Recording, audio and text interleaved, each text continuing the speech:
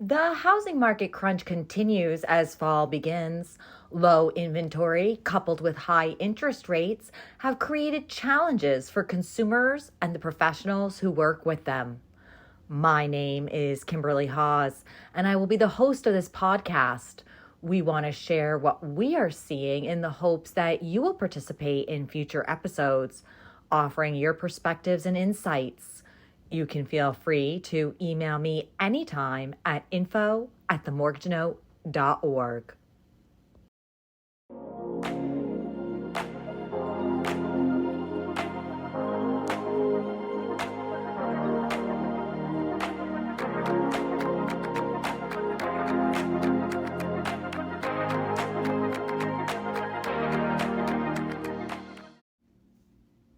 Matt Ronnie is a mortgage loan originator in Athens, Tennessee. In June, home prices there were up more than 17% over last year, and the median sales price was just under $290,000.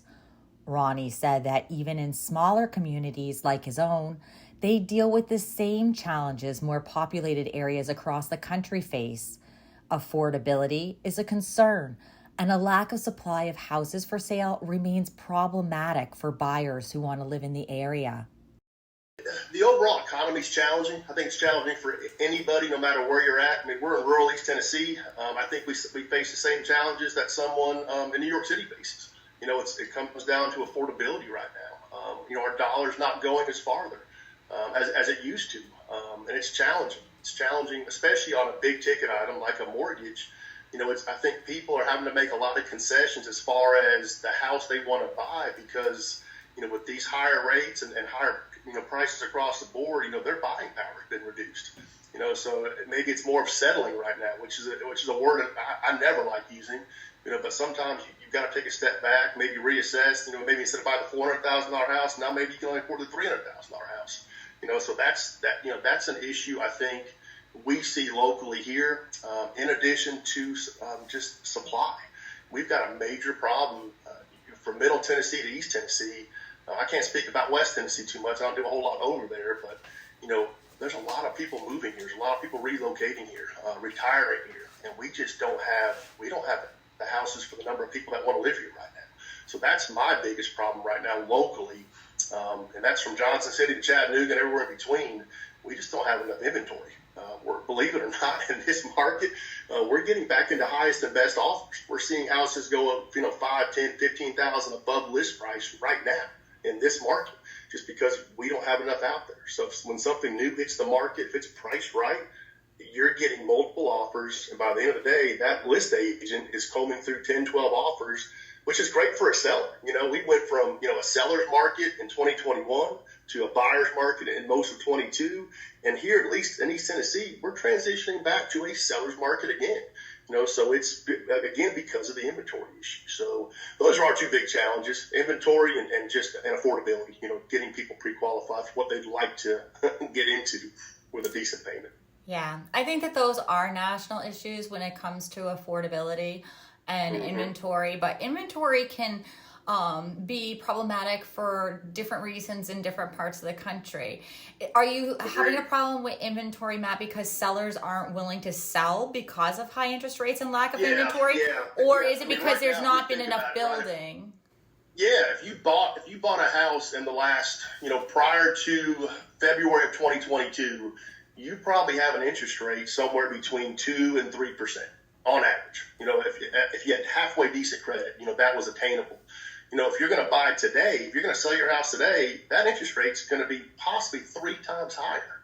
So if you're a seller and you're thinking about selling, well, you got to go to something else. Are you going to rent on the next house? Are you going to lease? If you're going to buy, you're going to be paying, 3 times higher than what you're paying right now with that interest rate.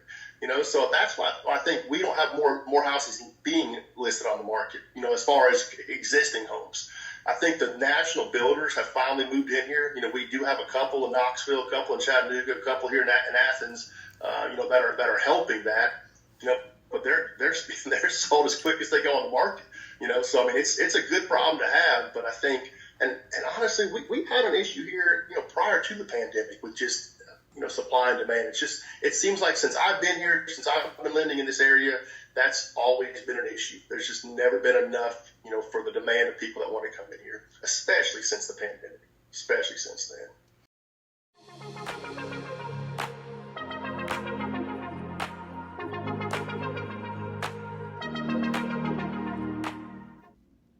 In order to provide options for homebuyers facing affordability challenges, lenders have been offering deals and incentives. Those have been a big hit not only for consumers, but for mortgage professionals as well. In May, Rocket Mortgage launched a product for low to moderate income borrowers called One Plus. Homebuyers pay a down payment of 1% of the purchase price, and then Rocket kicks in the remaining 2% required for a loan. We spoke with Mike Fawaz, the Executive Vice President of Rocket Pro TPO, who said their broker partners are benefiting from this program and others at a time when there are significant market challenges.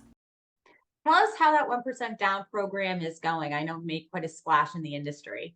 Yeah, great question. When I think about 1% down, I've been in this business for almost a little over 15 years now. I've never heard of a product like 1%.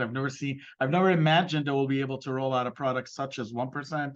And the feedback has been incredible so far. The broker community is excited. Our real estate friends and partners are also excited. When I have conversations with brokers and I have conversations with their realtors, they're so excited about this program because it is creating a conversation. When you think about it, it's a 1% down, 2% covered with Rocket, no MI on a monthly basis. That is significant savings to the consumer, and it puts the consumer in a position to be able to accomplish their American dream, right? In a market like this. And the feedback's been so far just incredible. Do you think that these programs help to inspire mortgage professionals? Especially if it's a little bit of a harder time, the market is a little tight now. Oh yeah, I when I first talked about this program, I said this is a program to engage your current partners or clients that are looking to purchase a home. But you better believe it, this is a program to re-engage the ones that were looking to purchase a home, but didn't want to put the 3 and your 5 and your 20% down, or probably didn't qualify because of DTI when you factor in MI, and now they can qualify because you don't have MI. So it's a program that does two things. It engages your current clients and really get them out there to go look for homes and go spend Saturday and Sunday at open houses and find opportunities for as far as homes, but it also to re-engage the book of business, your clients, your Americans that you've had conversations with that probably didn't want to make a move because they didn't qualify or they didn't have the money to put down. Now you can re-engage them and have that conversation with them. And yes, it's been inspiring a lot of realtors and brokers and loan officers for sure. Great. What have some of the biggest challenges been for your mortgage professionals this year? Look, I often say that the last, call it 16 to 18 months, hasn't been very kind to the broker community. The market's been what it is. I think some of the challenges today is inventory. We all know that. Brokers are working, and because it's a purchase market right now. So you look at inventory and you have brokers that have pre-approvals. I'd speak to brokers that have 50, 60, 75 pre-approvals, but there's no inventory. So I think really that's the challenge. As far as the market, like from interest rate standpoint, I don't know if that's a challenge anymore. I believe that's just where the market is at, and consumers have gotten accustomed to where the market is at. They're quickly realizing that 5% and 5.5% and 6% is the norm today. It's no longer the 3%. So really, inventory, in my opinion, is really one of the most challenging things today for loan officers and real estate agents. Is that something that you're seeing nationally, Mike, or is it more in certain segments of the country that have been more heavily affected? Yeah, look, I think it's a national thing. We have more buyers than homes, and builders can't build fast enough. And it's just part of the business, right? So that's why, like when I think about it, like programs such as One Plus and Purchase Plus and all these affordability programs are important, because you kind of have a community or consumers in a community that are discouraged of looking because, one, the inventory, two, interest rates, and how to qualify. So really, our goal is to push and create as much momentum as we can for the purchase market, for the broker communities, for the consumers, and for real estate agents. All right. Well, looking at the market for the rest of this year and into 2024, this is a question we're asking everybody we sit down with. Yeah. What are some of your projections? I know you don't have a crystal ball. I know we wish we Took all that did. away from me. Yeah. But Look, what are you seeing? What do you think the momentum will be? Do you think that there will be some some more inventory on the market? What are you thinking?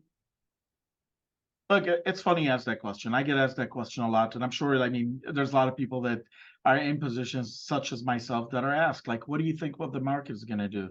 Um, Here's my answer. Am I seeing an increase in business lately? Yes, I think there is a movement. We're seeing more and more applications on a daily basis.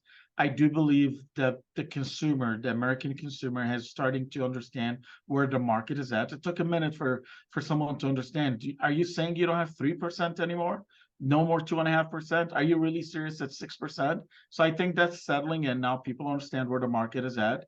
And I really truly believe, like as we continue to think about products, and as we continue to think about programs such as One Plus and others, we'll able to continue to push a momentum that is needed in this market. Now, are we going to see 2021 all over again? I doubt it in 2023. I don't know when it will happen. I would love to tell you it's tomorrow. I mean, my team would love to hear it's tomorrow as well, and the broker community. But I don't know when. But my commitment and my company's commitment is, how do we continue to create a momentum where people are feeling like, hey, you know what? I can go out there and compete. I can go out there and have conversations. I can go out there and pitch One Plus and really talk about Purchase Plus and programs that are available for everyone to use. And that's my goal. Like just create enough momentum in the industry today to help everyone. I mean, because my clients aren't just the brokers, my clients are the clients, and my clients are the realtors. And we have truly a duty to be able to deliver to everyone in America today in a market such as this market.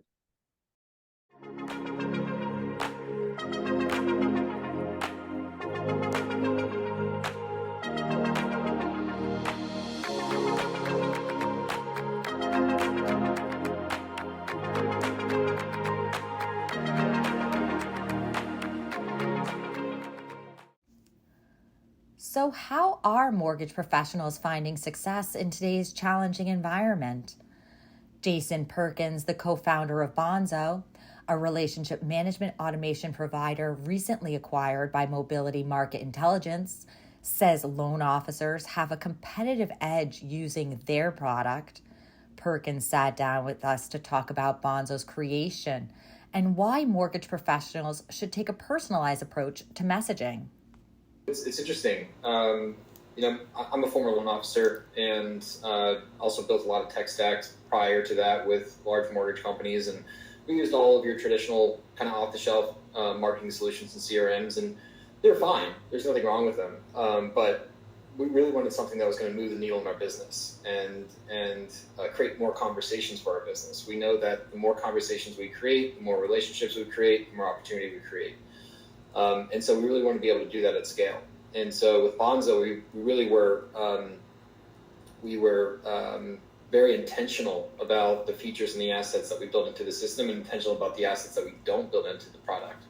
We really wanted the product to be in the voice of the loan officer. I'm a big believer that people do business with people, especially in our space in mortgage. And if we can escalate and scale our voice, we can have more conversations.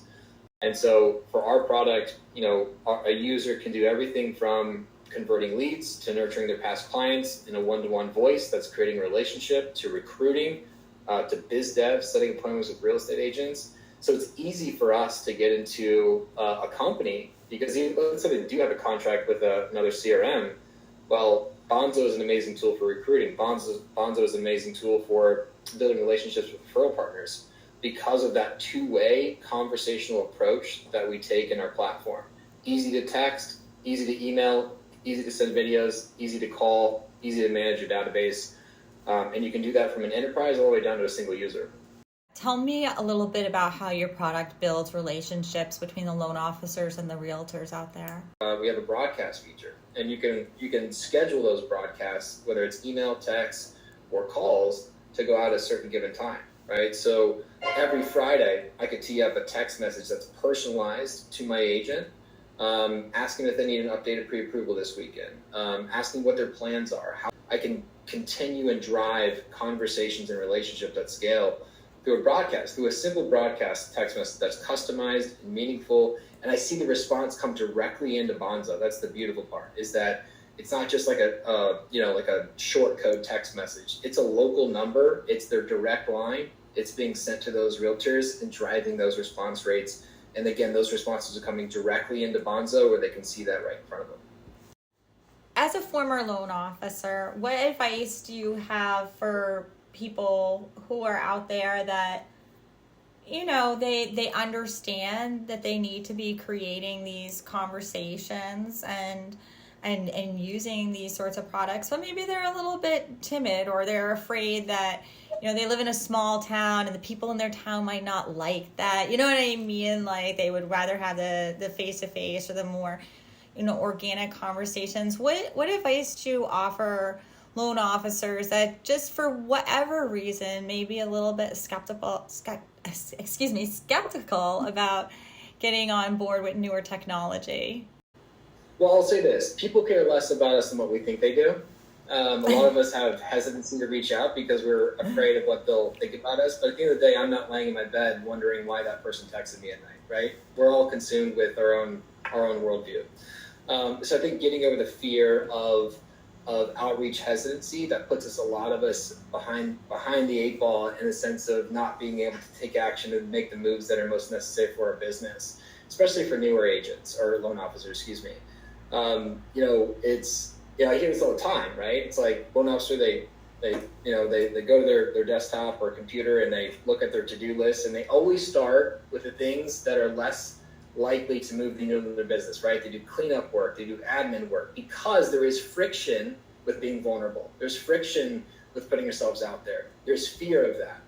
Bonzo alleviates that fear very easily, because now I can push a button and connect with 25, 50 people, 100 people in one click, right? So I don't have to worry about, man, I texted this person and didn't hear back from me. I had 75 other people respond back to me. That's a dopamine hit of positivity that makes them feel good that they're feeling and seeing those results. And so with that, it takes them out of that. They can still stay in their comfort zone, but it gives them results. And I think that to your question about the belly-to-belly relationships, 100%, Bonzo is a vehicle to get you to that belly-to-belly relationship. It starts with the conversation digitally. That's just the nature of where we are in our world. Mm-hmm. I think COVID expanded. There's a study by Twilio. COVID expanded digital adoption by 6 years because we just had to do it. There's no other way to communicate. And so, COVID has helped people adopt technology, but Bonzo really is the vehicle to get you to that meaningful relationship. There's nothing more impactful than sitting down with somebody and, seeing their expression and feeling them and sitting at a table and learning about them and having no other distractions and putting our phone down.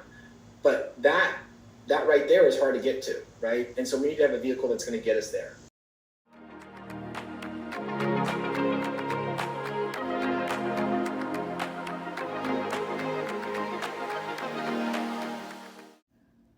We look forward to seeing what the rest of 2023 brings us. As I said at the beginning of this podcast, we want to hear from you.